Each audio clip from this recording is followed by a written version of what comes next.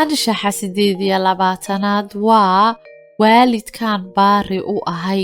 bar ilmahaaga xaqa waalidka nagu leeyahay adigoo adeegsanaya erayo fudud oo ku dhow fahamka ilmaha yar.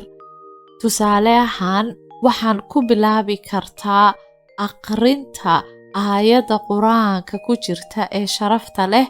Eebbaha wuxuu xukumay inaad caabuddo isaga oo keliya, waalidkuna wanaajin bay nagu leeyihiin ayay aayaddu macnaheedu tahay.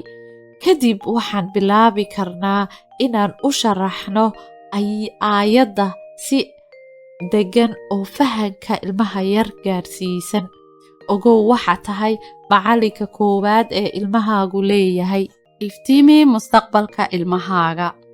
Waxaad ku iftiimisaa baridda anshaxa wanaagsan ee diinteena iyo dhaqankeenaba, si aad uga dhisto caqliga oo aad u koriso dadnimadiisa iyo damiirkiisaba.